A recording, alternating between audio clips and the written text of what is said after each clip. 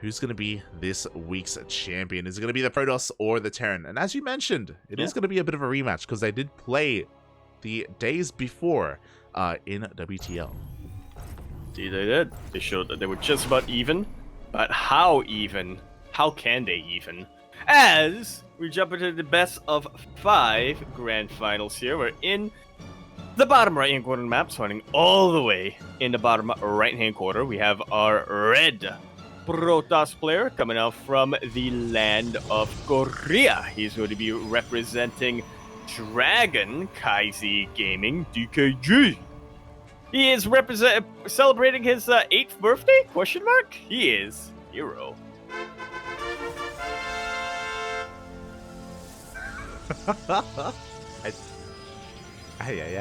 And sporting in the top left-hand corner of Babylon, we have his opponent. We have the South Korean Terran player representing Team Abydos. He's already taken down Dark, has taken down Solar. They take down a Protoss. It is Cure.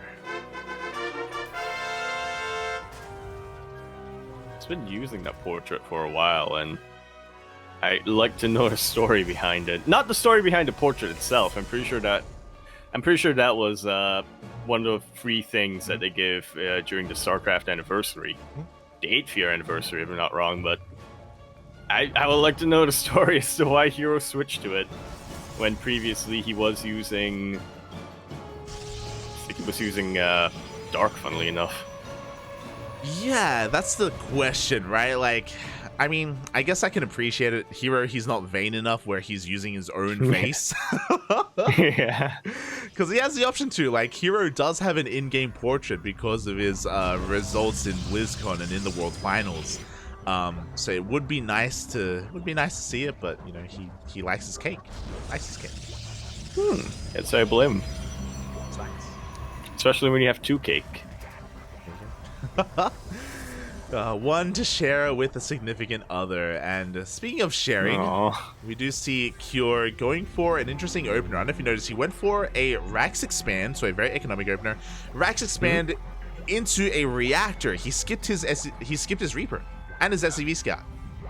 Yeah, entirely. And I was gonna say, with this early gas, it could be one of 2 things. It could be for an earlier factory to get Hellions across the map, or could be for a 3 Rax. It's 2 Rax for now, but it's about to become a 3 Rax. Yeah, like this is something that's been kind of coming up in recent times. It sounds crazy to say, but Cure, Maru as well, beyond a little bit, but a lot of the Korean Terran players, they have been messing around with 2-1-1s in TVP, and it's actually been like pretty good. Yeah. It's almost like we're in 2018 again. Where 2-1-1 dominated. Well, I guess 2-1-1 did dominate every matchup back then, and nowadays it is only in TVP, but I wouldn't mind seeing a comeback of 2-1-1. Wouldn't mind. Very active Terran style. Oh yeah, it is very active. There are pros and cons to it, of course. You know, you do lack the versatility of a Raven, for example, because you're going to be going into medevac production instead, and Ravens can provide you a lot of utility. It's likewise, you're going to be also missing out on a Cyclone, and depending on openers, especially if it's a Stargate opener, your lack of Cyclones can sometimes be a little bit difficult. So yeah, we'll see how this does all come around as Stim is on the way. There is that starport as well. We should be seeing an add-on swap, but once we get our first 2 medics, we're going to be zooming across the map. Yeah, it's definitely a little bit of a gamble you're making in this opening. Like you said, medevacs are about to pop out, but Cure's lost so many Marines that I'm not sure he's going to be able to fill them up. He's lost 4 Marines, which doesn't sound like a lot, but you got to remember we're at the 4-minute mark in this game. Exactly, and every Marine is so valuable for this push, for this drop that's going to be coming across the map, and herO should be aware of what's happening. He was able to get a bit of a scout off earlier. He did see, of course, the massive amount of Marines as well, and his reaction for the time being is to go into Blink. It was a Twilight Council opener, and he's going into a very fast 3rd Nexus. Which I believe is the correct response here for Protoss. Yeah. Blink overall, very versatile build, and more importantly, when you have it, you can be more maneuverable. You can chase down medevacs if you need to. You can intercept them as well. And of course, you can always blink backwards and kite these Marines a bit more efficiently. Yeah, definitely. If this was the 3-racks, we would want Hero to be as active as possible with his Stalkers, as it's going to be a more ground-based push. But because it's going to be via medevacs instead, it's going to be wise here for Hero to be ready back at home. Does he have enough, though? Because we're going to have a lot of Marines. They're going to be headed towards the main base, and Hero doesn't have a lot of map vision. His Observer is moving out now, but he is going to be missing the drop. Yeah, he's likely anticipating it regardless, but like you said, not having that full-on confirmation can mess with you a little bit. Yeah, there's no shield battery in the main base either. There's a shield battery at the third, but not in the main, so it's going to be that much more exposed. The shield battery gets thrown down at the natural base as well. The drop is going to come in. We do have Stalkers, only one though in the main. Yeah, the rest of them were in the natural base, worrying about whether or not it was going to be a frontal assault, but yeah, Cure is able to dip in. He is able to stutter step pretty well with a lot of these stalkers. More importantly, he takes out 7 probes and keeps his drop alive for round 2 eventually. Yeah, really nice damage done here by Cure. 7 probes, keeps the majority of his army alive as well. He's going to be threatening and keeping Hero back at home with all these stalkers. Great way to end up punishing it. Oh, he even does catch a stray stalker here. He makes his way out. I'm surprised it was only 1 stalker. If I'm being honest. Exactly, Hero maybe just being a little bit greedy, just posturing, making it seem like he had more than he really did, and now Kira's getting ready for the second wave. We do see a third racks behind this. We have Marauder production. This is going to hit quite hard here, and what is Hero going to have at home to defend? He's going to be lacking some splash damage. He is prioritizing charge, so he's going to be working with charge ults and blink stalkers. Which, again, would be a good way of dealing with a bio army, if not for the fact that Cure is now throwing in a couple of Widow Mines into the mix. They are completely vanilla, so they're going to take a little while before they can, before they fully burrow, and even when they're burrowed, they can still be detected. Oh, exactly. And there is an Observer here over the army as well, so the Widow Mine is spotted. Meanwhile, we do have enough range to abuse some of these structures. The Gateway and the Cybercore are looking to go down. Yeah, Marauders are going to be able to take that out. That means that Hero, can only warp in Zealots and High Templar, and even then, those High Templar don't have Storm. They can only be turned into Archons. Exactly. Speaking of, we do have 2 Archons in the mix here for Hero. He's making Immortals as well. He knows that he needs whatever army he can muster to hold on and to defend. He has been able to make some workers, but again, his worker count isn't really what it needs to be. He goes for a bit of a Zealot run by, will delay the 3rd CC, just barely. Yeah, and I'm liking this idea from Hero. He knows that Cure is going to be set up right in front of his face, so there aren't going to be too many defenses. If he can just warp in a handful of Zealots at a time, and by a handful, I literally mean 2 or 3 at a time, he can definitely disrupt Cure's economy enough to buy himself some time and to set up back at home. Definitely can, and so when it comes to buying some time, he's going to be going for a drop into the main base. A couple of Zealots do get dropped in. They're really getting too much damage. A handful of SCVs is going to be going down, and again, this is just to distract Cure, and he does pull back his entire army. Yeah, nicely done here from Hero. I think he was able to save most of the Zealots too. Yeah. Yeah, he didn't even warp in. He just picked up and went into the main and Oh, saved everything. So there you go. Speaking of, the Prism is once again threatening that main base. Hero's main army is going to be posturing outside. Storm is still not done, but it's on the horizon. We need 10 more seconds. And there are no ghosts. There are no longer any more Widow Mines that are burrowed. Things are looking a little bit scary right now if you're Cure, but this is honestly a pretty good base to defend at if you don't get stormed in the face. Yeah, we have 2 more storms, by the way. There we go. 1, 2 get thrown down, and a lot of the buyer runs into it. Yeah, Cure actually stimming through the storm, but surprisingly is able to keep most of his bio alive. That's the last storm available for Hero, but I'm not sure if Cure knows that. He doesn't feel confident enough to pounce on this Protoss army yet. Yeah, we had 1 juicy storm towards the end there, but the macro here from Cure is insane, and Hero, without any storms available, he has to back off. He has to respect the army of Cure. For now. So now he has a couple of ghosts thrown into the mix. I don't think he's going to be feeling too spooked by the High Templar anymore. Vikings just miss the Warp Prism, and so a couple of Zealots will pop out. The Zealots, they get into the main base once again, wreaking some havoc, getting a couple of those SCV kills, maybe even a ghost. The Vikings will be able to clean up this prison, though, and that will spell the end of this harassment. Like so. Meanwhile, herO is setting up for round 2. I can't imagine he's going to commit too much into this fortified base, but anything he can do to really contain Cure on 3 bases while he sets up his 4th base is going to be beneficial. It really is, and here just needs to buy some time for some more splash damage. Finally, we have a second robo on the way and a robotic space. We can get into disruptors or colossi, but he needs more time. And Cure is looking to max out. He's just been that much more efficient with the army. He dealt so much more economic damage earlier to herO. It took him so much longer to tech up. And as herO tries to take a 4th base, Cure is here to stop him. Like so. We even have a couple of ghosts in the mix to prevent any storms, but that doesn't stop herO. He is able to throw in a couple of storms, but not enough of them. Shield battery even gets caught, and with its exposed location, it will fall despite battery overcharge. A couple of good EMPs, a couple of very good EMPs, but a couple of pretty decent storms. Mate, the EMPs were insane. Once again, the EMPs do connect, and we barely have anything remaining. A juicy storm here on the army, but there's nothing left. Where's the follow-up? One Stalker, that's the follow-up. I'm sure herO, he's got to be kicking himself when he saw how low in the red all of this bio was, but just was unable to clean it up. Yeah, exactly. One final storm, but this base is being broken.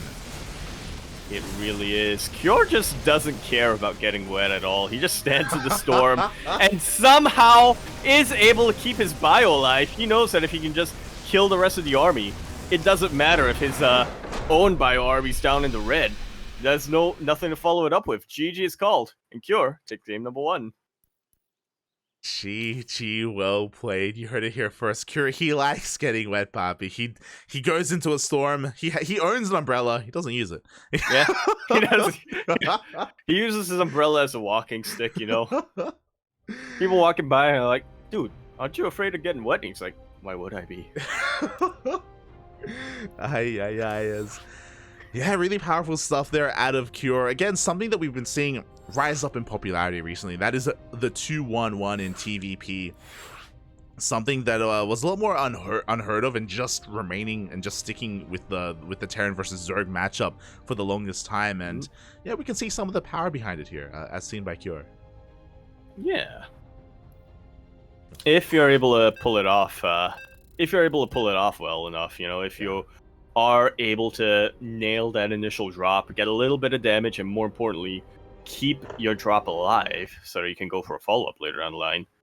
If herO, you know, if he scouted a little bit earlier, I feel like if his observer was out on the map a little bit sooner, he would have been able to defend against that much more efficiently. He wouldn't have had to split up his Stalker force, right? Because he wasn't sure where Cure was going to come at him from. Yeah, I think that would have just shut that down. That's really important to like take note of, is that the 2-on-1 wasn't scattered, and herO was very out of position for the drop, and that's why he sustained so many losses early on. But we're now getting into game number 2 and spawning in the bottom right hand corner of Dragon Scales. We have the South Korean Protoss player representing Dragon Kai Gaming. It is herO.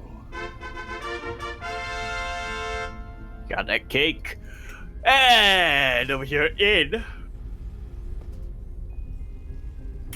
excuse me, the top left-hand corner of the map, spawning all the way in the top left-hand corner, we have our red Terran player coming out from the land of Korea. He used to represent Dragon Phoenix Gaming as well, DPG, but now he represents Abydos, ABD. He is Cure. Abydos. Abydos. Yeah, unfortunately, Team Abydos didn't quite get the memo that we need initials so we can hype up your team name. Shaking my head. Shaking my head. We'll initialize it anyway. Yeah, we'll fix it for them. Hey.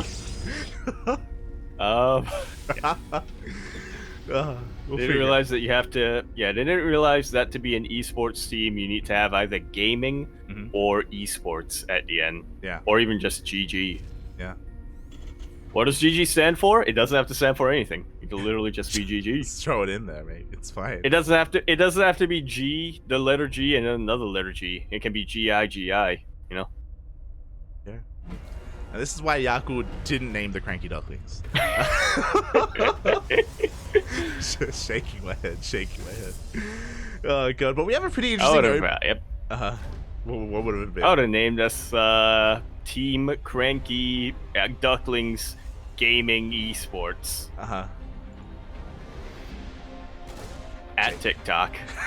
God damn it. But we did have a really interesting opener here. Once again, herO going for a Rax expand, but this time not skipping out on that Reaper. And herO gambled a little bit. I think he was hoping that there wouldn't be a Reaper, and he was trying to be cheeky, making a Zealot first and going to be sending it across the map to try and disrupt the building CC. But alas, he gambled a little bit incorrectly, and yeah, the Zealot is forced to stay at home. Yeah, it's interesting that herO did this 2 games in a row. It worked out for him decently well in game number 1. He wasn't really able to delay the natural base because herO was going for that 2-on-1, but yeah, it's curious that this seems to be something that herO just kind of does instead of something that's more of a response to his opponent. He just likes being cheeky. He likes it. Yeah, he does. That's why he has cake. He does. And from here, we're going to be going into a pretty fast Twilight Council, going straight into Blink as well. There is our Robo being thrown down as well, so the tech is on the way for herO. We'll see how committed he's going to be, and we'll see how many gates are thrown down. I'm feeling the 4 gate. Feeling it. Oh, you're feeling the 4 gate. I'm feeling the Robo Bay. Oh. Okay. Fair enough. As herO this game, unfortunately, or fortunately, depending on how you look at it, is going for a much more standard TVP opening here, going for his Rax expand into a 1-1-1 into what will eventually become more of like a Widowmine drop. But actually, we only have one mine. Oh. Yeah, 1 mine into a tech lab into a tank, Yeah. so still going for that mine drop. He still wants to scout across the map and figure out what exactly herO is going for. But, like you said, this is a lot safer for Cure. Well, this is a really fast tank. This is not normal here, as usually we pump out a couple more Widow Mines, we dedicate a little bit more, we use the factory more for add-ons as well. So I think Cure wants to be a little bit aggressive. Meanwhile, his Hellion somehow just runs past into the main. Does get a bit of a scout off. He does, but unfortunately also draws the attention of all these stalkers. So this medevac's not quite going to be able to make it into a middle line or even into the main base. As again, this medevac is mostly for scouting more than anything else. It really is. The other really peculiar thing here is the medevac is going to dive on in, does drop the mine, but we have detection and the mine shot is not going to go up. Oh. But herO's being so greedy, by the way. We saw stats do this a couple of days ago, where off of 2 gates, he's going into a Templar Archives and a 3rd base. It was a really fast blink, but into like a very uncommitted timing here, just focusing on tech and economy. Yeah, and this is something that Cure has not scouted at all. It feels almost like the evolution of that old build. That old build that we used to have in PvZ rather than PvT, where you have the Protoss player go blink into Disruptor just to keep themselves safe, but now it's a little bit greedier, where it's blink into a 3rd base into Storm. Yeah, really fast Storm here again. We're finally going into our Gateway Explosion. We're finally going to be having some Gateway units or a decent production to be able to sustain an army. But this was really greedy stuff out of herO, and he wasn't really punished for it. Cure has just been staying back at home, is working on his 3rd CC, has been going for some really light aggression, and herO has been able to defend quite well. He really has. He's kept himself unscouted for the longest time. Cure, I mean, now that he scouts the Gateway Explosion, now that Stim is about to finish up, he's going to have to move across the map. He's going to have to get something done, but at that point, herO will already have Storm. He already has High Templar gaining energy for that Storm. So, yeah, I'm curious to see if this Raven can can make enough of a difference here for Cure to tip things in his favor. Yeah, because like the other added thing here, like the setup from Cure, he was expecting 4 Gameplink Stalkers, by the way. Like he was so set up for it. He had a tank in his main base, he had a tank in his natural, he had a great Sim City, a great defensive position, but nothing arrived. And because of that, because it's been so focused on defending back at home, like he's been able to get away with so much. Storm is now done. He's already just diversifying his splash damage, already working towards the Bay as well. I know that feeling of setting up for a push and nothing arrives. It's like throwing a birthday party and nobody shows up. Oh, Bobby. That's what it's like, and it makes you start to feel a little bit. What's the word I should use here? A little bit pressured into arriving at people instead. That's the analogy I'm going for. Cure, he knows he has to punish this in some way, somehow, but he doesn't feel confident pushing in without his ghost yet. Yeah, we're here for you, Poppy. We'll show up at your birthday party. It's okay, Poppy. It's okay. Oh goodness, Cure here on 2 bases. I mean, he does have now his third TCs working up towards and taking up towards his ghost as well. He has a pretty, well-teched army, don't get us wrong. But he hasn't really been able to do too much with it here. He does have an answer to those disruptors, but now Colossi production is beginning. Yeah, he is now switching into Vikings. I don't think he scouted the disruptors earlier on, but he definitely scouted the Robo base, so yeah, taking into Vikings isn't a terrible idea. Cure is just turtling, which I'm not sure how I feel about this. He's just slowly expanding and taking his third base. We got Vikings on the way. He's got a pretty decent position here. But again, because of this, like, you may be thinking, hey, herO, what's going on with his army supply right now? Well, the reasoning for that, as he's going for a bit of a storm job, oh my god. The reason for that is because he's just been teching so heavily. He has been missing warpins, and here we go, we have feedbacks! Cool. Feedbacks do completely disrupt the energy on most of these medevacs, so yeah, this push doesn't have any longevity to it, really. It really doesn't, but here we go. Cure does have the higher army supply. He's got a massive army. We do have a storm, though, that is going to force him back. For now, as the ghosts do come on forward, they get a decent EMP on top of the Warp Prism, but unfortunately it doesn't affect units inside the Prism, even though it should. So yeah, there was still enough energy for one more storm. There's still plenty of feedbacks available. EMPs available, the Terran feedback available for Cure, but now the rest of the army is starting to show up. A lot of Zealots are getting on top of the tanks. Yeah, but the EMPs are quite solid here. The Zealots, they just evaporate here in the face of those tanks, but the army is getting weaker and weaker again. The medevacs, they just can't heal. 10 probes went down in front of all of this, but considering herO is now on 4 Nexuses, this is somewhat negligible. Yeah, like, herO, he has been cutting so many corners. He just defended with the bare minimum of supply. And it's still really close, by the way. Like, Cure, he knows, like, he smells blood. He knows that herO doesn't really have too much to defend, and he wants to try to end it. He wants to try to get on top of that production, on top of the robos. Yeah, it's one of those situations where Cure knows that herO doesn't have a lot to defend with. He wants to end it, but he doesn't have a lot to attack with either. He's trying desperately here, but as time goes on, herO, he's making 2 Colossi at a time. He's got the disruptors coming out as well. Takes a mine shot to the face, as there is a mine there at that ramp.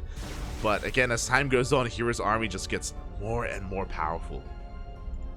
It really does. There's definitely a lot of potential that you have with Ghosts and with Widow Mines, but it's not as reliable as just having Storm and Colossus. Throw in a couple of disruptors to that mix, and yeah, you're pretty set as a Protoss player. You really are, and from here, he's got the trifecta. He's got Storm, Colossus, he's got Archons, he's got disruptors, he's got everything he needs. He's got charge ults as well, and now herO is about to get out of control. There was a window where Cure could have punished and killed herO for his greed, but it feels like that window is closed. It definitely has closed up. herO, he's reached his, I don't want to say final form when it comes to tech yet, because we have seen occasionally, Uh-huh. Protoss players, if the game goes on long enough, they do like to go to Skytoss or motherships and whatnot, but to deal with a ground bio army, herO has everything he needs. Cure, I guess he also has the units he needs to deal with what herO has. He has Ghosts, he has Vikings, he has Marauders, but again, he is going to be the one who has to take the initiative here. herO, meanwhile, sorry, knows that as long as he can keep his eyes on the bio army, he can just react and defend. Yeah, it's one of those things where the onus is on Cure right now to do what he does best, and that is multi-prong harassment. He has to try and drop and poke in wherever he can and keep herO busy and try and pull him apart and find an opening. Meanwhile, back at home, Cure is working on ship attack. He is eventually going to tech into Liberators, but he needs more time. He needs more time to get those freedom zones up and running. He really does. He needs more time to... I mean, he even just needs to clear up some supply in order to get Liberators up and running. Liberators? That's really game changer here. In TVP, there's just so much zoning potential with them. Yeah, exactly. It's the answer to ground toss, but for the time being, we do see a bit of a skirmish, and Cure, he takes some storms to the face. Back at home, he's rebuilding, remaxing, still working on his Vikings, working on his Marauders. His force on the left-hand side wasn't able to do too much damage, and herO is sneaking out a center of 5th base. I believe this has not been scouted by Cure. Not yet. But his army keeps staying active. Eventually it will. I was gonna say, you know, Cure, he needs to clear up his supply anyway, right? He needs to clear up some of his ground army so that he can get some Liberators, maybe sacrifice a medevac or two, but then he just remakes his ground army and Vikings, so... Not really sure what Cure is going for here. Well, I mean, there's still a lot of strength in his army. It is very mobile, but we'll see if he can stand up to the main army of herO as he's going to be pushing on forward here on the left-hand side. Does have some High Templar ready to drop in that Prism. Oh. The Colossi are exposed. Yeah, and Cure takes advantage of that. If he can take out the Colossus, then he won't need to keep remaking Vikings. He is able to take out the Warp Prism as well, which had 4 high-energy Templar in them. Oh my god. Losing that Prism was insane. Cure is fighting back with this army. Again, a very mobile, flexible army. There is that Fusion Core, by the way, for Liberator range, so he is going in that direction, but he still wants to utilize this more flexible Bioforce instead. He does have an army on the right-hand side. He's looking to try and punish and deny this sick. And before he's actually planning to get battle cruisers. No, that would be very unlikely. That'd be a pretty chatty. Cure setting up a little bit of a... So it would be very chappy. I said Chad, but Chappy works as well. You're not wrong. Yeah. Oh god. Here we go. herO is looking for an opening. Come on. As Cure is kind of deciding, can I surround this army? Well, no, without Lib range you can. Yeah, he does rock up on the 6th base, but here we go. We have a recall instead. herO is in position to defend, does force Cure all the way back. What is even actually looking to surround this army? Yeah, and he actually splits this army in half a little bit. I blame pathing for that more than anything, really, so... but Cure, regardless, is able to get a couple of really good pickoffs. Nice split right towards the end there on this bio army.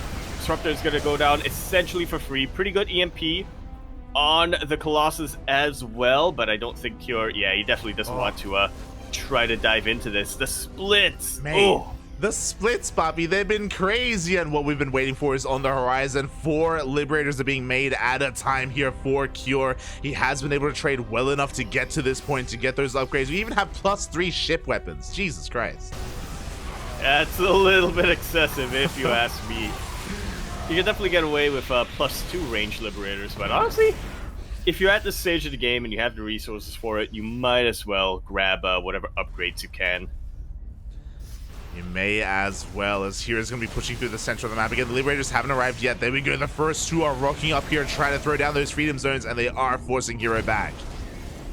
Yeah, it's a very narrow choke point that herO, he wants to kind of brute force his way through. He blinks his Stalkers forward, and he is able to deal with a few Liberators, but more reinforcements rock up. They do set up their liberation zones, and they are able to clean out a lot of the ground forces. Yeah, but you know what? The Disruptor and the Purification Overs were just a little bit too good. At the same time, the Sick Face goes down. Cure has a massive drop across the map. A Marauder hit squad that is killing next side, but herO's going for the base trade. He's looking to push up into the main. Yeah, a little bit of a base trade mode here. It was so funny to see those Vikings just completely bypass Colossus, but yeah, I think Cure has the right idea here. He can defend at a choke point with just Liberators and a little bit of bio. herO did use recall a little bit earlier on, so that's why he's not able to recall the rest of his army. Yeah, and it looks like the drop across the map is being cleaned up here. We have enough reinforcements back at home. The Stalkers will deny this, but herO did just lose 2 mining bases, and he has only denied 1 CC here from Cure. Cure can rebuild, but he lost a lot of his goats. He's kind of limping along as well. Both players are hurting. Not to mention, it was a mined out base that herO was able to cancel over there. You're not wrong, but now he's rotating over towards the right-hand side. He does run into a planetary. It is going to force him back for the time being. How many disruptors does he have? We have 7 disruptors right now. That's a lot of Novas. It's a lot of Novas, but how many of them will connect is the better question to ask. Yeah, as the Liberation Zones are sieged up here on the right-hand side, but the army just bypasses it. Up! Yeah, Cure doesn't really have enough Liberators where he can defend at 2 places at once. The splits earlier were fantastic, but now, not so much from Cure. Yeah, exactly. The splits were not what we really needed. Too many of those Novas do go. If we blink on forward, we take down 1, 2, almost 3 Liberators. And Storm should be able to deal with the rest. Another Purification Nova lands on top of the Bio Forces. Cure is on his last legs. He's just lost his freshest base. Pretty much, practically his only mining base. He has 1 more at the 3rd base location. But even that's about to get taken out. Yeah, exactly. And as you were saying, the splits earlier were amazing. Here, the Disruptors, the Purification Overs were just too damn good. The Colossi stand strong. Liberators are trickling on in, but there's only 1 remaining here. And even if Cure holds onto this base, he just lost a planetary. Like so. Cure's down to 1 mining base, whereas herO has 1, 2, 2.5 pretty much. Yeah, herO was expanding behind this as well. He blinks on forward. We do see Cure trying to focus down the last remaining Colossus, and it looks like he will get the Colossus. But there's still so much more where that came from. We still got Stalkers, Disruptors, Archons as well. And Cure just doesn't have the economy to rebuild. He's got a bunch of CCs, at least. He has mules! He does have mules. He can mule hammer and then die to DTs. Oh boy, I mean, he's gonna try and take the top right-hand base here. He's gonna try and muster whatever army he can, but again, he just took far too many losses earlier on. He's got that 1 Liberator across the map, just being as annoying as possible, but I feel like right now we're experiencing some full-grade Terran copium. Yeah. This is his last stand. This is Cure's last stand. It's just taking a little while for him to process loss. Yeah, exactly. I mean, he already had such a great start to the series, winning game 1, but here in game 2, herO got away with murder, got away with so much tech, such greed early on. Almost died to Cure's first push. That's just how greedy herO was being. But after he survived that, he did kind of have a lot of momentum going his way. And here we go, the army showing up once again at the fresh mining base of Cure. I can see it so clearly, like just 1 Purification Nova. Oh no. It'll delete this entire army. Oh, I see it so clearly. Don't do it, Papi, don't do it. The army is stimming on forward here. We do see herO getting cornered, but in come the Disruptors. I can see it so clear. Okay, that was a hot pickup. But regardless, I mean, there's still a ton of Zealots to come in at the end here. We still have Blink Stalkers if they try to hot pick up. Cure's down to half a mining base. Yeah, pretty much, as we do see Cure try to take his triangular 3rd, but the Zealots, the army, is here to meet him. We do see a pseudo surround being set up by Cure, though, but the Disruptors are going to be going off and they take down the Ghosts. Yeah, some really good EMPs, but unfortunately it's not enough to overcome the sheer numbers that herO has. Here's where I would type out if I were herO. You're an animal. GG gets GG is called. called, and herO is able to tie us up sideways 1-1. GG, well played. herO just completely switching up his styles here in game number 2, getting away with so much, and we have a series on our hands. I was really concerned that it was going to be a little bit more one-sided just because of how on fire Cure has been leading up to the finals, but herO fights back. And honestly, even in the middle of that game, it looked pretty close. You were mentioning how after herO defended the initial wave from Cure, he just had so much momentum with his tech that he could just keep things going. It still looked pretty close there. Cure was still able to max out very, very quickly. He was still able to win a couple of important engagements, but every time he did, it felt like he also lost a lot of his own ground forces. He wasn't able to continue to keep that push going. I feel like if he teched the Liberators a little bit sooner, maybe he would have been able to take that, but in the end, Cure did tap out. In the end, herO was able to keep the pressure going, and he does ties up 1-1. Yeah, I mean, we were talking about it in the middle of that game, right? Like, you know, as it was happening, where it took a while for Cure to transition to Liberators, and when he did, he was already working on +3, which is, you said excessive, and the reason for that is because +2 is the sweet spot. I believe +2 is you can 2-shot Stalkers, if I'm not mistaken. +2 is meant to be one of those kind of milestones for the Liberator itself, where it can really get into the swing of things. So yeah, it took a while to really get there, and Liberators are really, they're typically the thing that causes Protoss to transition into Skytoss, you know, into that ultra late game that you were talking about, because they can really bully and really punish a ground focused army from the Protoss, but we never really got to get there, or by the time we were getting there, it was maybe a little bit too late. Definitely too late. I think we saw that moment where Cure was defending his third base with 2 Liberators, and herO just looked at that and said, oh, you only have 2 Liberators. You're just gonna blink on forward, and sure, I'll lose some of my army, but as long as I can take out those 2 Libs, the rest of my ground forces should be able to overwhelm, and that's exactly what we saw. It really was, and now we're about to find out who is going to take a lead in this series. We're tied up 1-1, but it's soon about to go in favor of one of our lovely players, and Game 3 is going to be taking place on Gresvan. Oh, you see another split map scenario. Well, I say that, but last game wasn't really a split map scenario. It was more of a Cure takes every base in the north, and herO takes every base in the south, and neither of them really went for the center bases. Exactly, as here we go. We're spawning in the top left-hand corner of Gresvan, and in the top left we have the South Korean Protoss player representing CranKy Gaming, tying up the series 1-1 in that last game. It is herO. And spotting over here in the bottom right-hand corner of the map, spotting all the way in the bottom right corner, we have our red Terran player. Going for a bit of a proxy by the looks of things. He is going to be representing Abydos, the mayor of Six City himself. He is Cure. 2 SCVs move out, 2 Raxes are going to be on the way. Cure looking to spice things up in this series, but herO is probe scouting. He is looking for the proxy. He senses something is amiss. He knows who he's up against. They were teammates for quite a while. He suspects that he isn't clean. But he barely scouts one. Now the other. There we go. The probe here from herO. He could smell the cheese poppy. It was just a little bit too stinky here, and he does come across both of those Raxes, already disrupting the production here of one of them.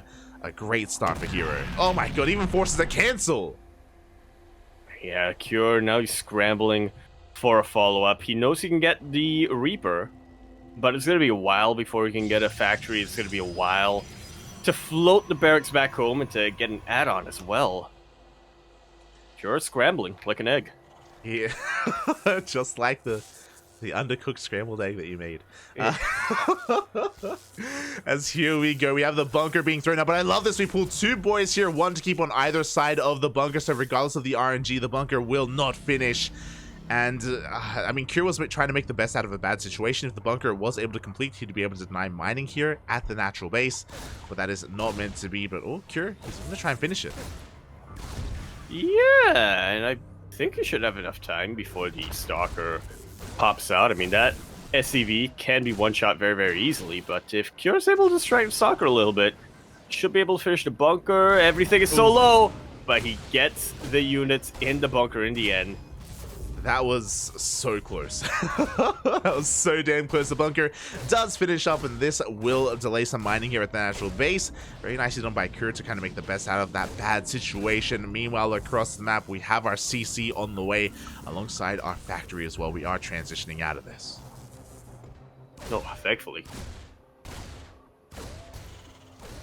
Kure doesn't have to get out yet.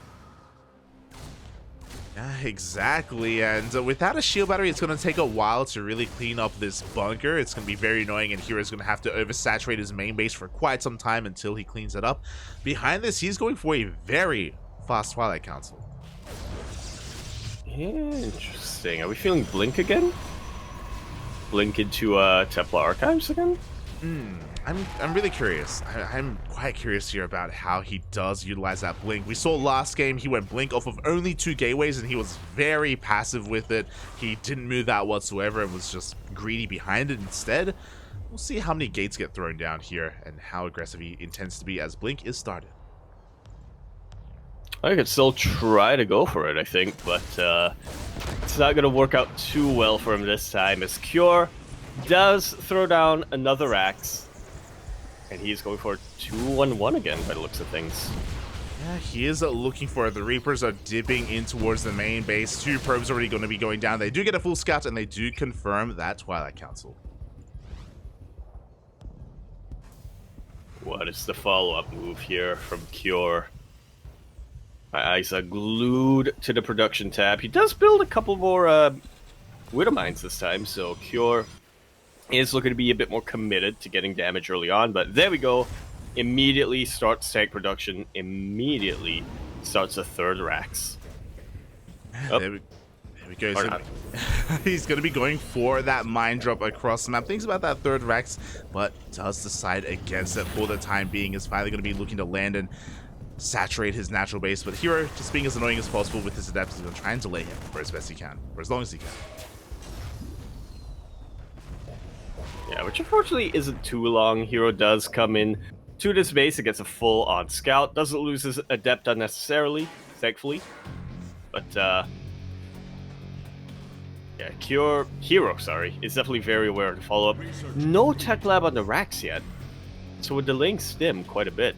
Yeah. This is not a 2-1-1. We're prioritizing the Banshee instead. Bjorn has been using this quite a lot in TVP. He's going to be going for the Cloak Banshee just to try and be a little bit cheeky and deal some harassing damage and catch back up economically. So, yeah, this is going to be delaying stim, but in favor of potentially a lot of probe kills.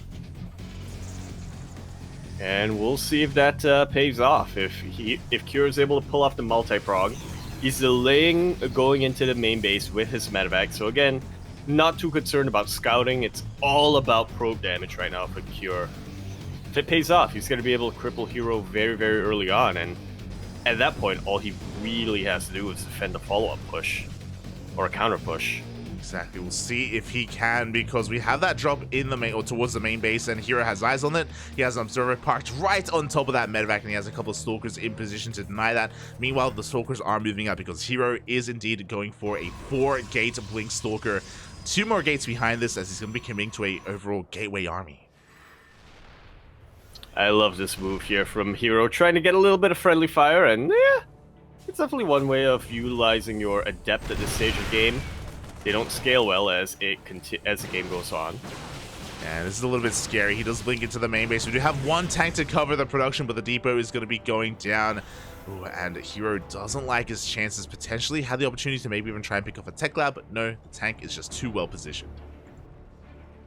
Yeah, way too well positioned, and there was Bio backing that up, as well as the rest of the tanks getting repositioning themselves. Exactly. At the same time, we do have a drop in towards the main base of herO. The mines are coming on in, and herO, he has a late reaction. Oh! Up!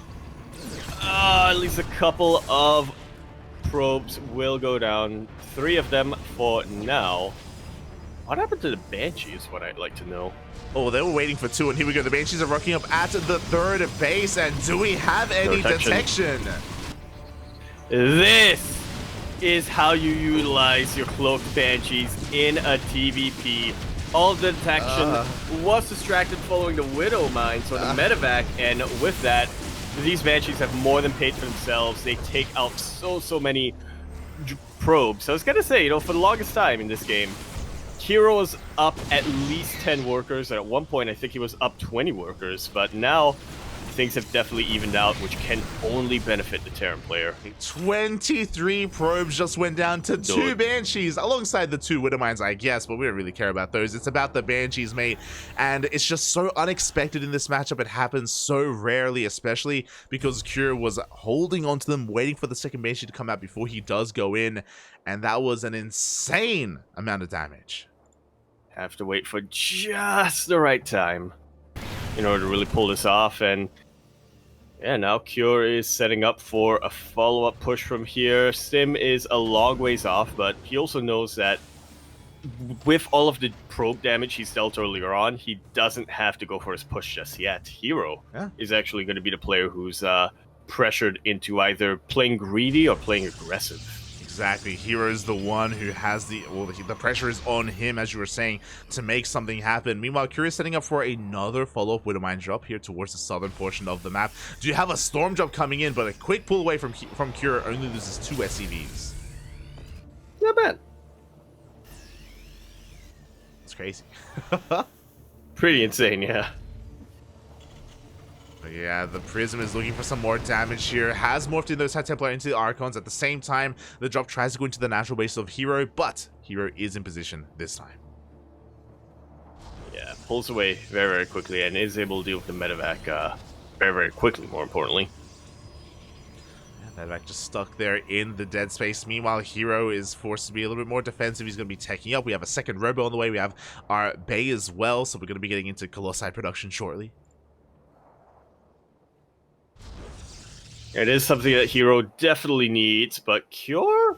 Okay, I thought that with Sim finishing up, he might decide to go for a bit of a push, but he doesn't really need to, I suppose. So he is just going to reposition his army and secure his 3rd base instead. Yeah, his 3rd base is getting up and running. We do have another Storm jump coming in towards the 3rd, but thankfully, it wasn't the most saturated and only a single SCV goes down. Yeah, it's one of those things which is like, we have another Storm drop coming into the 3rd. Haha, you fool. I have no workers there anyway. I'm not even mining from there. It's the Yaku maneuver, Papi. You have a 3rd but no SCVs. It's beautiful. Oh my! You can't lose workers, so you don't make them. But yeah, unfortunately, just a couple of seconds too late. As we can see now, Cure saturating his 3rd base, and he's going to be moving out with an insane army. He's got 8 ghosts, 3 tanks, and a lot of bio here looking to bust on through. And we don't have any Colossi. We went for a bit of a risky move. We prioritized disruptors instead. Yeah, a couple of well-placed storms, I think, can give herO a chance, but EMPs should put a stop to that. We have one half-decent storm. Another pretty decent storm, all things considered, but yeah, now the Templar are gonna spend their energy on feedbacks instead, and EMPs is still very much in play. A couple of good ones landing, a couple of very good ones landing. Oh my god, the storms are pretty good as well, but the EMPs were even better, mate. The 4th base goes down, every single worker as well. Also, I don't know if you noticed, but the first couple of Purification Overs, I believe, killed a lot of Zealots, less Marines than anything. Yeah. So a little bit of friendly fire there, and here we go. herO is forcing the army back, but here come the reinforcements. Yeah, he's forcing the army back by an inch. And now the rest of the army has returned. A lot of reinforcements are coming in as well. Colossus still not out. There's still no Thermal Lance or anything. herO has to rely on Purification Novas, but with how well Cure's been able to split, I don't think it's the most reliable unit right now. And here we go, all 4 Novas are now on cooldown. Cure is aware that he's going to be pushing on forward. The Robos are under threat. One Robo is going to be end up falling, and now he can focus on the Disruptors. Like so. does get two of them. We do see herO trying to collapse on this army from the side. He comes in with some of those delts as well, but there just may be too much man with gun. There is never too much man with gun. Well, for a Terran player anyway, there's never too much. For a Protoss player, that was way too much. GG Cure is able to take it to match point here with a little bit of a lead. Wait, what? I just repeated myself. Cure is able to take us to match point. Yeah.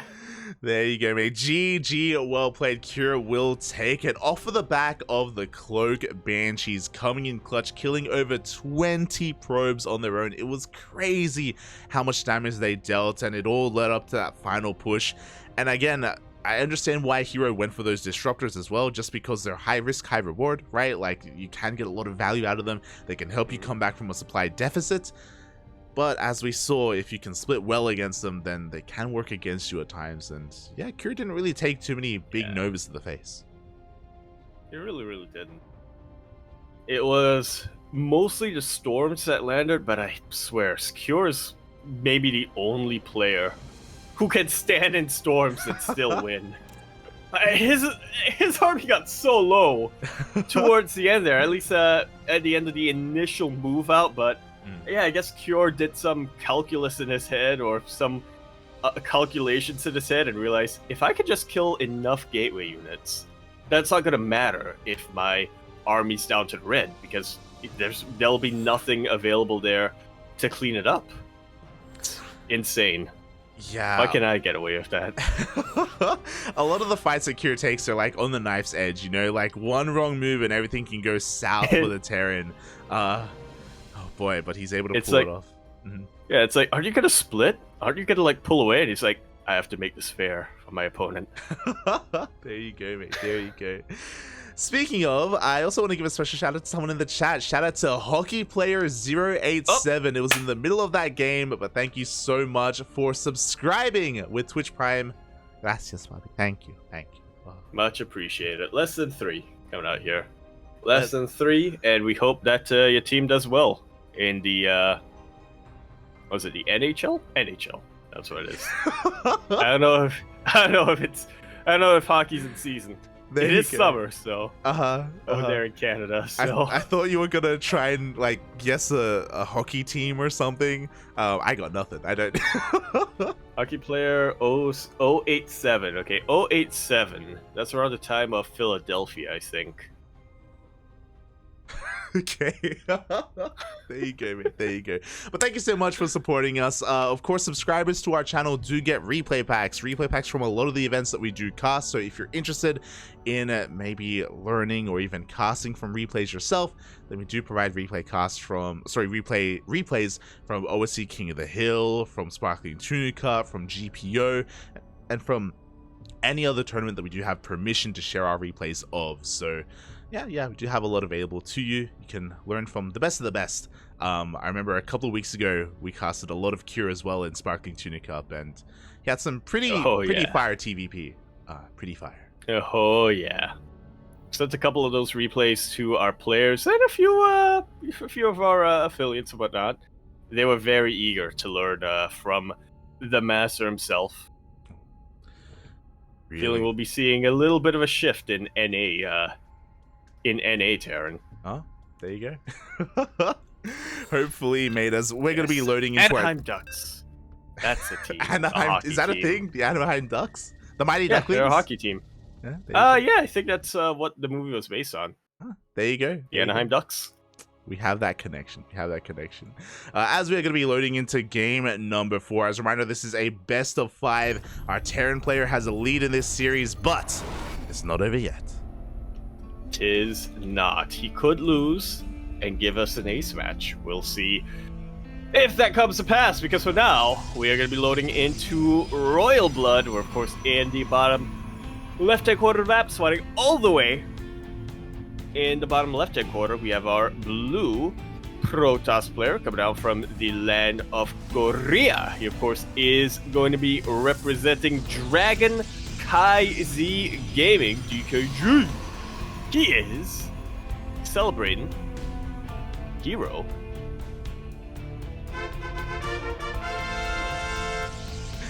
And spawning in the top right-hand corner of Royal Blood, we have his opponent. We have the South Korean Terran player representing Team Abydos, this time not going for a proxy. It is Cure.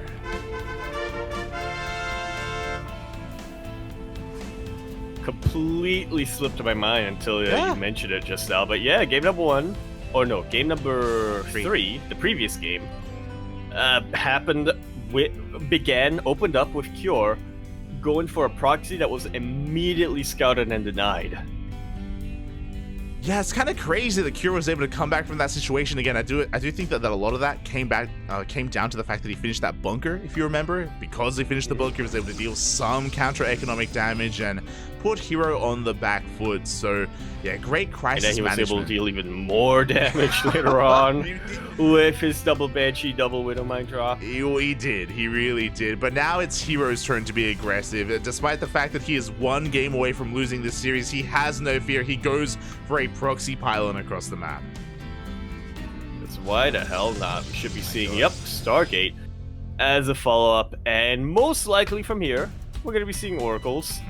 I wouldn't mind if herO decides to go for a little bit of a 2020 era build and starts building Void Rays instead. Yeah, I was about to say the same thing. Like, this is looking very 2020, but alas, after the patch, like, we're not going to be seeing any shield batteries. We're not going to be seeing any kind of settlement established here, full Void Rays to lay siege upon the main base. So, yeah, we're kind of out of that era of StarCraft. But as you were saying, Oracles would be a nice choice here to get into that economy to eviscerate the mineral line. Yeah.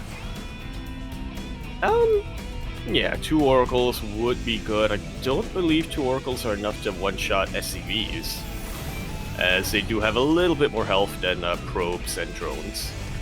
They really do, but here we go. The first Oracle is on the way. We also, once again, herO, he loves going for this Zealot first opener. He does have a little bit more units on the ground as well that has to be respected. And Cure is at least already ready here at his natural. He's got his bunker, even pre-pulled some of these SCVs to make sure that they don't die to this Adept. Yeah, did he scout? No, he didn't. Well, I guess he went across the map with his Reaper and he thought something's amiss. So yeah, he is set up for an Oracle, but yeah, Marines are gonna get cleaned out, but at the very least they are able to waste the Oracle's energy. Only 2 SCVs will go down. Yeah, 2, 3 SCVs going to be going down as one of them gets targeted by that Adept. Not bad damage here, especially because we did reset the Marine count as well, and we have another Oracle on the way, and things are about to snowball. Thankfully, though, Cure does have a Cyclone on the way. Yeah, that's definitely a way to just shut down any airbase harassment, especially Oracles. I love this. He made sure to turn off autocast on a lock-on, so he's not wasting it unnecessarily on a Zealot or an Adept. Yeah, there we go. It is not wasted, but herO is doing a great job at, again, denying any kind of mining here at the natural base. Cure is stuck on one base economy, essentially, and behind this herO, he's expanding, he's getting his own base up and running, probing, chilling. Oh! Up! And the Phoenix comes in and lifts up the Oracle. Unfortunately, there are not enough Marines to take out a Phoenix, and even if there were, they do just get immediately taken out by the Oracles. herO gets a little bit more damage done, which eventually can stack up. Now, this is the herO we know and love. Again, he's just so damn aggressive, looking for any opportunity to just snowball and cripple the economy. We just see a bit of an SCV scout here by Cure, and he's actually going to be able to waddle all the way in. He does confirm the Twilight Council follow-up. He also sees it researching. He knows about the blink.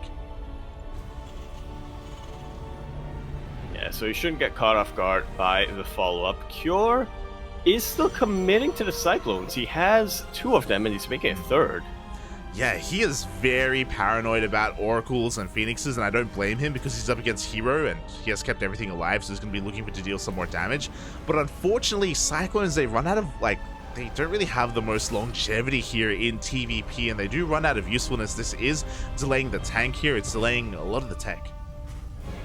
Yeah, it's delaying the everything, really. Cure wants to play a bio game, but he hasn't even been able to build a tech lab or have a tech lab on any of his barracks. Yeah, and I love this from herO. Like, he was just doing such a great job at keeping the economy in check of Cure, and he's been able to reset the Marine count, so he knows that he's safe from any kind of counterattacks. So he just throws out a 3rd, a very fast 3rd before Cure even saturates his natural. Yeah, might as well. He knows he has a map control. Kyora's looking for this proxy, and he still hasn't scouted it. The Reaper. He's off by 1 pixel. Oh, Smurge Puppy. The Reaper is looking all around the map here for that Starport, for that Stargate even, and he will not come across it. He comes across Stalkers instead, and the Reaper will go down. Before it even completes its mission. Feels bad, man. Feels bad, man. Curious stuck here back at home, now starting his tank production, working towards his reactor on the starport so we can get into medevac, so we can get into drop play. Stim is on the way, but again, he just doesn't really have many units to speak of at all. He's just stuck here back at home, and the world is hero's oyster. Pretty much. You can clam it up if you wanted to. He really can, and we see his tech of choice. He has been quite fond of this throughout this entire series, actually, going for a much faster storm here. I love it. It's a really old-fashioned but very potent Protoss style in pretty much any matchup. Charge lot storm with a couple of Archons to support hits very, very hard. You throw in a couple of disruptors behind all of that, or Immortals if you need them, but really you want to get disruptors or Colossus, and you have a pretty well-rounded Protoss army, at least for the mid-game. Yeah, exactly. It can be really risky, though, because, again, High Templar, they require time to build up energy and actually have those storms, and they themselves are quite vulnerable. So it's not quite a popular way to play this out. It is quite risky, but, you know, it's herO. He's all about that risk. Oh, yeah. It wouldn't be herO if there wasn't any risks and rewards coming down. It'd be pretty boring, too, IMO. That's why it's always fun to watch herO, to be fair. Oh god, and here we go. We have our Bay on the way in our second robo. Double Forge as well, again, talking about how much freedom that herO has. Finally, the proxy has been scouted. He's got to be kicking himself. He searched all around the map, and it was right in front of his face the entire time. At least he does find it. He does clean it up in the end. Has to be careful. There are a lot of stasis traps set up around here, looking to try and trap the army. Like so. It almost looked like he was just skirting around the edges there, teasing it a little bit, but in the end, yeah, he actually didn't realize that there were stasis traps around. Yeah, and those are always my favorite moments. And look at how greedy here's being. Kira's still on 2 bases, by the way. Here's throwing down a 4th. He threw down double Forge for double upgrades, double Robo as well for double Disruptor or Colossi production. Hero's just, again, very similar to, I think it was game number 2, in a similar vein here, where he's just getting away with so much, and Kira's still struggling to get his 3rd base up and running.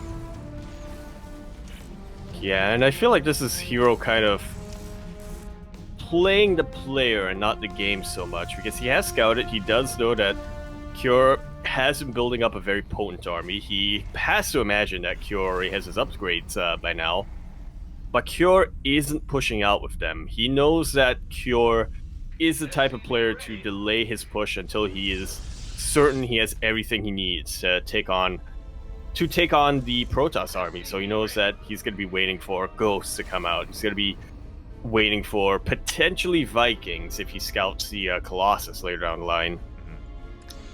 If Kyo pushes out right now, I like his chances, but he isn't. Yeah, and herO knows that he's not going to. Here's getting a 5th. Yep. Jesus Christ. He's like a Zerg player, man. He's crazy. We do see a scan from Cure, and he does confirm the saturation on the 3rd. He also sees a double Forges as well, so he now recognizes, oh, hero's been pretty greedy behind this. I have to do something. I have to push out, and here we go. He unsieges, and he's moving out across time. He gets a look on. He gets a kill in the Prism. And unfortunately for Cure, the High Templar were able to make it out of that Prism in time, but taking out that War Prism does make the High Templar more vulnerable regardless. Yeah, and unfortunately, Cure doesn't know about the 4th base. Oh my god, as we do have a flanking storm going down. He's going to be trying to punish the 3rd here. We'll see if he can, as he has been slowed down, and we now have 3 Colossi waiting for him. Good EMP canceling that storm, but it is a very fortified position, and like you said, there are 3 Colossus in position to deal with this. There are Stalkers and High Templar coming in from behind as well to cut off some of those reinforcements. Can we really break this position? The tanks are sieging up. We have an anti-armor missile. a very important anti-armor missile to land. A lot of feedbacks get thrown down on Ghost. You see a disable as well on one of these Colossus before the Raven went down. Cure is fighting in a choke point, and this is exactly where Cure wants to fight with his Colossus and his High Templar, his Storms. Mate, the surround comes in from behind with the flanking High Templar, with the flanking Stalkers, and herO swallows up the army. It was a costly fight. Cure did a great job at resetting the Disruptor count and resetting the Colossus count as well. It was pretty impressive. I think the surround was a little bit late from herO. It took a little bit too long for that flank to really come into play. So because that, both armies do trade out, but herO still has the far superior economy. Yeah, if we're looking at the big picture here, both players do trade blow for blow, but that was a move that had to take out the base here for herO. The fact that herO was able to defend, not only defend it, but also not lose any probes, means that Cure is just going to fall further and further behind as this game goes on. Yeah, exactly. As we do see herO just rebuilding his losses, his army, the High Templar, the Disruptors as well. Cure is looking to take his 4th base, and he was quite heavily oversaturated, so he will be able to main out over immediately. And now he's getting eyes on the 4th and the 5th for the first time. And that's got to be demoralizing, to say the least. He already knew that herO was ahead economically, but he didn't realize the whole scope of how ahead he was. Yeah, exactly. Now he's a little bit more aware of what's going on. He doesn't know how long the 5th has been up, but he's at least aware of it. Says hero's going to be trying to push in, but we do have a minefield being set up here by Cure. Yeah, one wrong move here from herO can lead to a full-on counterattack for Cure. But hero's taking this very safe. He isn't, losing units unnecessarily. He isn't sending his entire army forward. He's just sending out a couple of zealots here and there to try to bait out the mines. Yeah, and a pretty interesting choice as well is that herO has stopped making Colossus and Disruptors. He's actually going into double Immortal production, which, yeah, is interesting. It can work well against like Marauder heavy compositions, I guess, but it's an odd choice to say the least. Yeah, especially since while it can work against Marauder heavy compositions, it's a weird balancing act, right? Where if you take it 1-for-1, right? If we take it 1 Immortal against, I think, 2 or 3 Marauders, the Immortals should win. But if you throw in even more Marauders into the mix, Jesus, herO! Just keep storing the same position over and over and over again. The storms, he storms his own storms. It's crazy as he's going to be pushing on forward. And I agree, the Immortals is going to be interesting. But here we go. herO is trying to force his way up the ramp in towards the 3rd base. The boys are being pulled into Colossus fire. The boys go down. There are not enough Vikings to really stop the Colossus before they just go to town on the army of Cure. Yeah, and you know what? Those Immortals, yeah, paying off. GG is called, and herO ties us up 2-2 as we get to the ace match. You know what all those storms were, Light? That was herO saying out. Hey, you need to calm down, buddy. I can waste my storms. I can waste my High Templar energy. Because I know. Oh my god. GG, well played. We are going all the way to game number 5. We're going to the ace match, and yeah, off the back of herO doing a great job initially with the proxy Stargate, getting so much damage done with his oracles, with his phoenixes, and kind of scaring Cure a little bit. He was very timid after that, very passive, had a hard time getting any scouting out on the map, and herO took full advantage of that, just teching every which way, expanding like crazy. herO getting out of control. What you're saying is herO's winning the mental. At least in that game. That's the problem against about TVP, mate. There's no tumor to kill. How does the Terran get mental? Yeah. How's Exactly. Rough and Tumble by Boss Hogan? Are you ready, Papi? Question mark? That's apparently the map that replay is telling us we're getting into. There you go. Fun fact, it's a lovely bug here, but maps that exist on Europe or Korea, if we open them up in a different server like America, they do come up with different names. Yeah. I don't know how it works, I'm not a tech person, but something in the it's something in the whatchamacallit, like the ID. Yeah, the ID. The map, there's a different ID of the map. 100%. See, you know, Buffy, Yeah. Been around Kuro too long. And Phoenix too long. There you go, mate. There you go. As mate, Starting to learn the Python. Getting into game 5, we're getting into the ace match. Yes, right. Coming over here in the top right hand corner of the map, all the way. In the top right hand corner of altitude, we have our red Protoss player. Red like the dunes of Uluru. Red like the Rooster? the Queensland. The Queensland Rugby. Right out in the footy.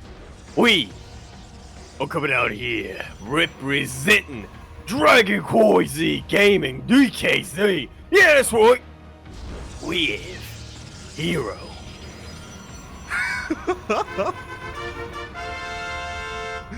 And sporting in the bottom left-hand corner of altitude, we have his opponent. We have the South Korean Terran player representing Team Abydos.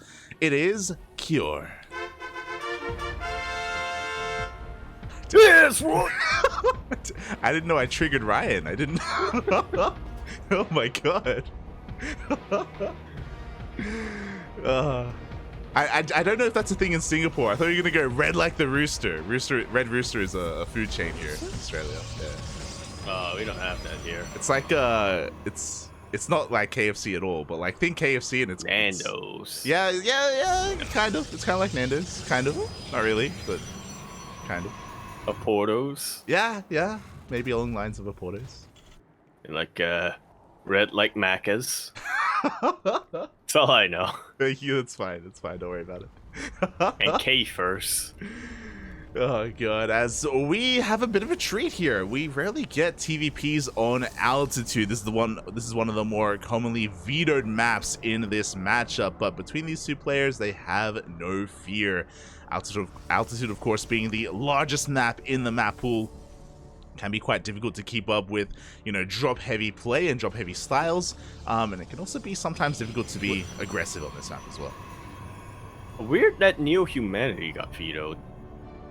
True. Wait, did it? I'm pretty sure it did get vetoed. Yeah. Right? Yeah. Yeah, if there was ever a map I thought we'd see from Cure, that Cure and herO both would like to play on, it would be New Humanity. He's reading this so well. Okay, so herO, for the very first time this series, he proxied a Stargate game, in the last game, to be fair, but he's going for a Stargate opener, which makes sense because this map is so large. It does favor Stargate play. It does favor Phoenix Colossus, which is what herO is going towards. But Cure didn't scout the tech, but he is reading the opener quite well. He's going for a 3-rack swap here. Dude. At first I was worried that we were going to get another 2-on-1 coming out from Cure, and I thought, yeah, Jinxes will just shut that down. But no, it is a straight-up 3-racks coming out from a Blue Terran player. He's even scouting ahead a little bit, trying to make sure that he's going to be able to chase away any potential Zealots or whatnot. And the fact that he doesn't see anything coming his way should be a bit of a tell here for Cure. Exactly, and again, for those wondering, this is ideal situation, the ideal scenario for Cure going for a 3-racks, going up against a Stargate opener, because Phoenixes do nothing against this. Like, against Mass Marine, when there's nothing to shoot, there's not going to be any medevacs or anything like that. Like, it's going to be so difficult for herO to defend. The first step, though, is scouting. He needs to figure out what he's up against. And now he scouts it. With his Phoenix, he sends it across the map. Cure wasn't quite in position to deny this, but to be honest, as long as herO is on this side of the map, he's gonna know that's a 3-racks. He can see the amount of Marines, and he's like, yep, it's a 3-racks. He can see the fact that there's a factory yet, it's a 3-racks. You can even look at the saturation of the natural base and figure out, yep, it's a 3-racks. This is a really greedy response, by the way. herO, instead of making a safety immortal, he's going for a prism, and he's going straight into a robotic space. So he's going to try and get into Colossi. Colossi will shut this down. That will completely shut down any kind of 3-racks play. But the army's already moving out across the map, and it's going to take far too long to make anything. And again, we did delay the immortal production for the prism. Yeah, if herO can hold on, then like you said, he's going to be in such a safe position. He's going to be able to effectively just do anything. And as long as herO holds on, he's pretty much won the game. But Cure's already on this side of the map. Stim now finishes up. Cure is checking for a potential third base because, of course, he doesn't want to waste his Stim. He only has one of them. True. And oh my god, herO, he's crazy! He's not going for a Colossus! He's okay, there we go. He's now going for a Colossi instead. We do see a scan. The Cybercore is under threat. I love this from Cure. He opts not to push up the ramp into sentries. Otherwise, he would have been force fielded to death, especially with the shield batteries with the overcharge. So Cure being very, very careful with his army. Yeah, he's going to be able to retreat all the way back home. Keeping his army alive is the most important step right now if you're Cure. And he gets a little bit of damage done. Like, he doesn't really lose much of anything. One Marauder and a couple of SCVs, 2 to Phoenix Harass. Yeah, and this is honestly really good from Cure because even though the 3 racks the first push is quite terrifying, because he got scattered early on, because herO was preparing back at home, Cure opted not to commit. You know, he's going to be preserving his army for a later timing with +1, with a more robust army. Meanwhile, yeah, while Cure works on all of that, meanwhile, on the other side of the map, herO is setting up for a Colossus drop. There are already going to be some Vikings, though. Here for Cure to try to beat this. Yeah. Initially, herO was going to go for a Disruptor drop, but he canceled the Disruptor. He started the Colossus instead. The Colossus does show up here in the main base. Nina? Is that you? But again, the Vikings are just going to shut this down. Yeah, I wouldn't be surprised if there was a little bit of influence there from herO. A little bit of mispathing as well. Left that warp is very vulnerable, but he is able to make it out with his Colossus intact. And Colossus does escape in the end. Gets 5 SCV kills, which isn't bad. But again, that's resources that could have been spent elsewhere. That is going to be delaying Extended Thermal Lance. We are getting into more Phoenix Colossus, which again is a pretty solid composition. But herO is still stuck on 2 bases. It really, really is. Cure confirms this, and now he has a decision to make.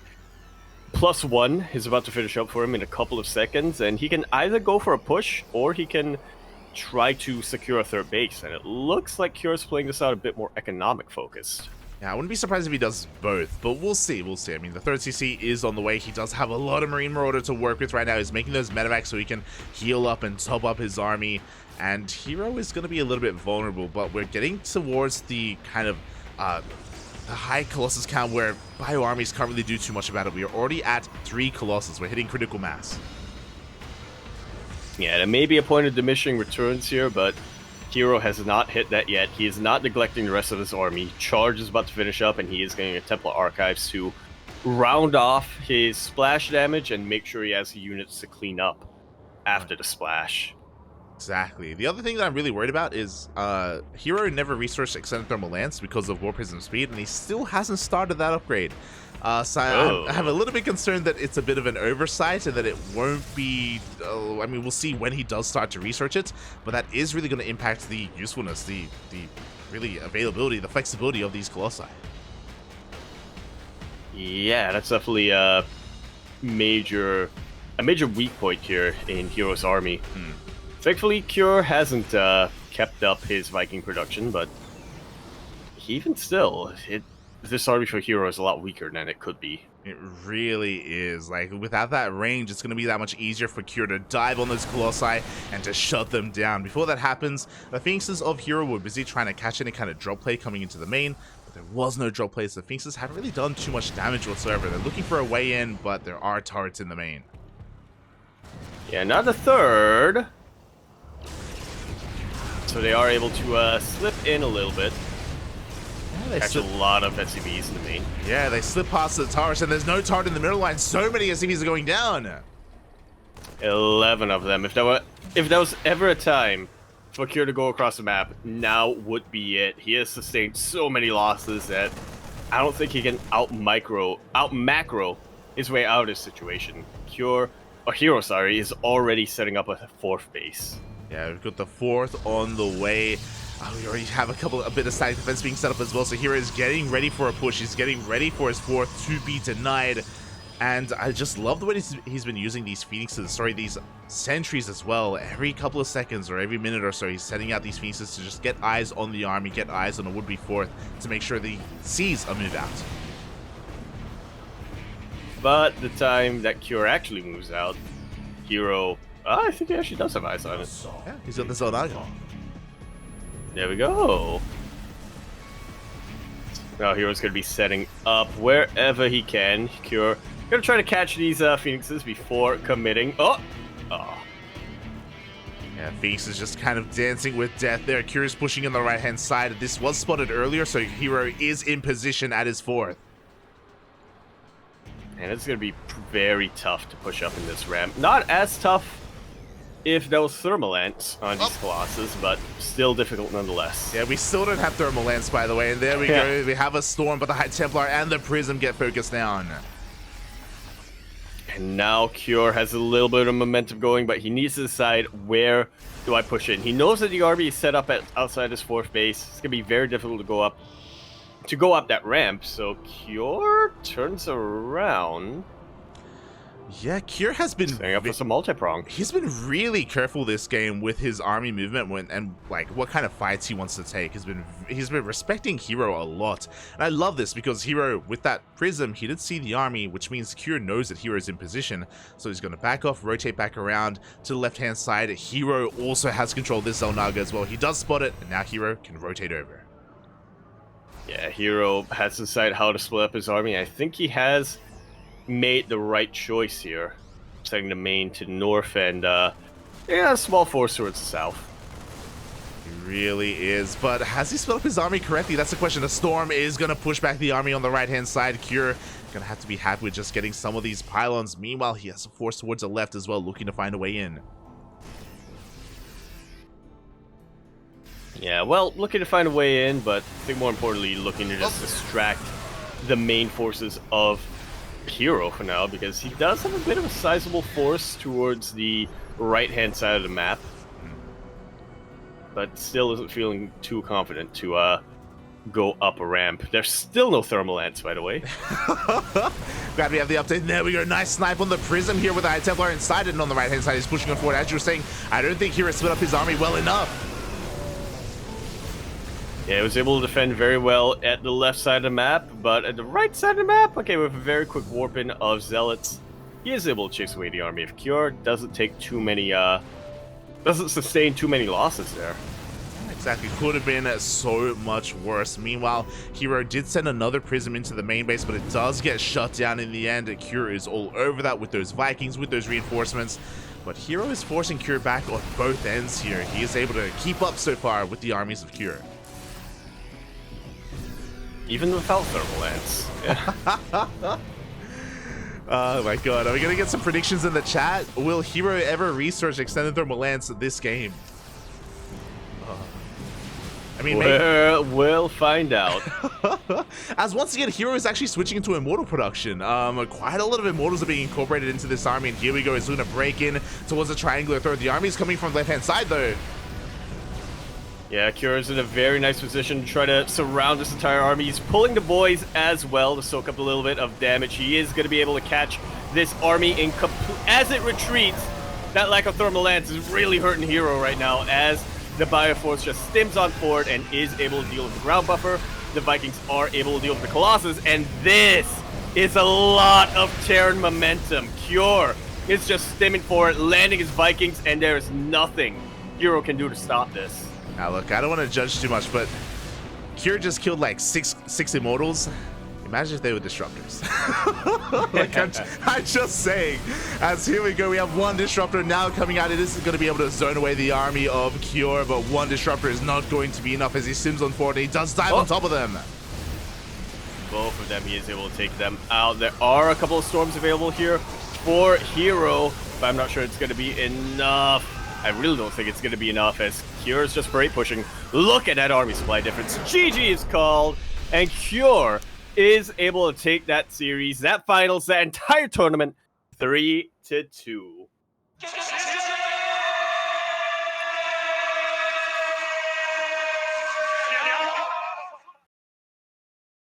In the end, there was no Thermal Lance.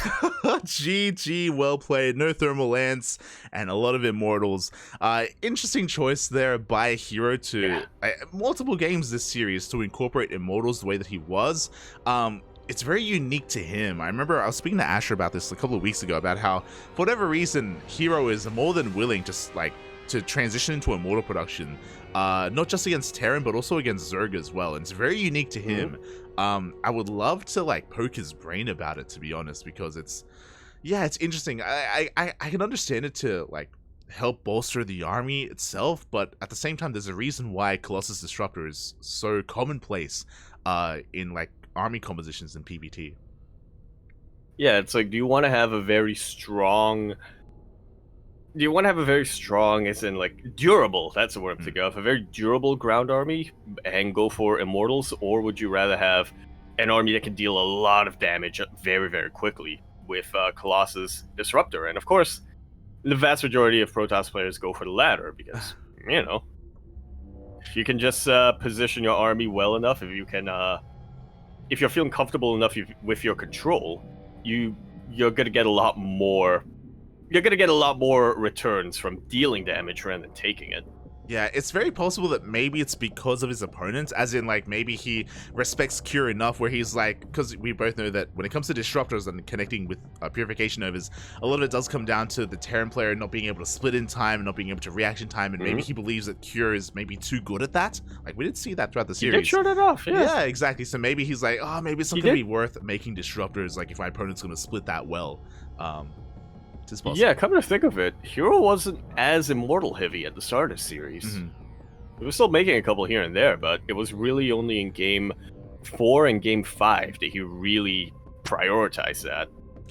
Yeah, it's kind of interesting how the series did adapt over the course of the best of 5, but regardless, GG, well played to Cure for not just taking the series, but also becoming this week's ESL Open Cup 173 Asia champion, taking down some very big names. He took down Solar, Dark, and herO. All of them very, very close games as well. They all went all the way to the ace match. Yeah, again, Cure has been really leveling up, and ever since Katowice, post Katowice, Cure has been on fire. I still feel like it was a little bit short-sighted for DPG to let go of him, I'll be honest. Oh, God. Go on. We're getting into Cure's villain era.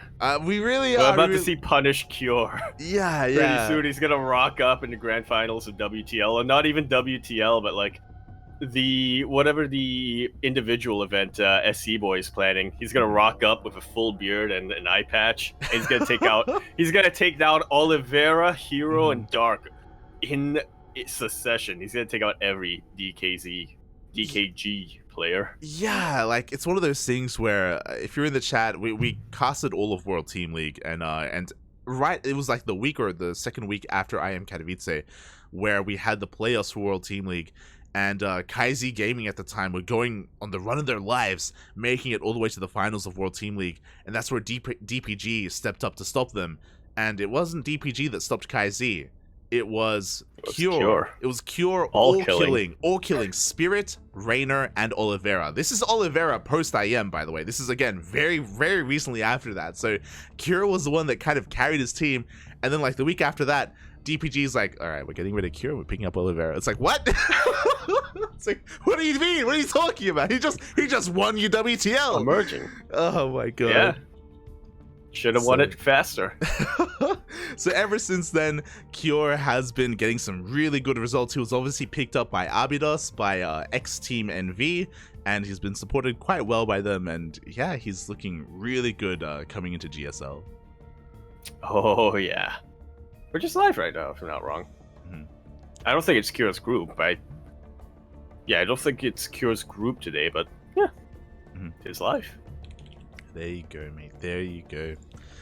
Oh, meanwhile, it looks like as we near the end of the broadcast, shout out to Demi in the chat. He has requested a replay cast here for one of his replays.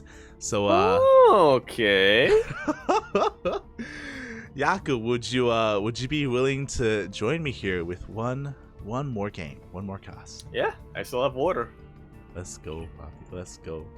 For those wondering, we do have a point redemption in the chat where we do cast viewer replays. This is a little bit expensive, I think 10k channel points. But Demi has redeemed, and Demi, of course, is the best player in all of India. Yeah, let's go. I need to set up, so give me a moment. Yeah. Oh, good, oh, good. But yeah, again, for those who are only here for ESL Open Cup Asia, I do hope you all enjoyed your time here. You enjoyed the tournament itself. Going all the way to the ace match, it was really cool to see both players thrive. But again, Cure just was maybe looking a little bit better on the day. Could have gone either way, but here tonight it was Cure. It's Cure. I could have gone many different ways here. Hmm. Could have had a dark hero finals. Yeah, another one of them. Could have had a solar hero finals. Could have had a solar Estrella finals. You know, who knows? In the end, 'twas Cure taking it over hero. There you go, mate. There you go. Bless you, Papi. Bless you. Thank you. All good, mate. All good. As we are getting ready for our replay cast. So, with that, thank you everyone for tuning in here. We have now officially caught up with our ESL replay casts. We do have one more to do tomorrow, which is going to be the Tenacious Turtle Tussle, which did take place 2 days ago. So I'm going to be trying to solo cast and catch up with that. And then we'll be finally caught up with everything and we can calm down a little bit with all the casting that we've been doing. Yeah. Oh, it's been pretty intense. Back to our regularly scheduled programming. Oh yeah, exactly. We still got plenty more ahead of us. So if you're only tuning in for the event itself, then we have just wrapped up. Our next major broadcast is going to be for the ESL Asia cast. Our next major broadcast is going to be tomorrow with the Tenacious Turtle Tussle in less than 12 hours. So keep an eye out for that. We're also going to be casting Kung Fu Cup tomorrow, if I'm not mistaken. Tis tomorrow. Did shift it to weekly now that there is a little bit of a break from the regular season of Pro League and whatnot. So yeah, they are able to get it back. Yeah. In 23 hours from this point, we'll be casting Kung Fu Cup round number 3. So that is a major weekly tournament, and because of how large the prize pool is for Kung Fu Cup, it doesn't just bring in the Koreans. Rainer is there, Cyril is there, Lambo is there, Clem is there, all the big Europeans, all the big players in general show up into this massive bracket, into this massive tournament. Whenever I see those brackets, I'm like, I wish we could like split up and like cast more, because there are just so many good games. Oh yeah. We try to figure something out with the rest of the casters. Yeah. True, we do. We're spoiled for choice there in those Kung Fu Cup casts. But yeah, for the time being, we're going to be just chilling out a little bit more. We're going to be taking a bit of a step back from the seriousness of tournament casts, and we're going to be casting a lovely replay from Demi in the chat. Yeah. On one of Demi's alt accounts? I believe there's a lot going on here. There's yeah. Hold on. Un momento, Pat. I'm not sure which is which.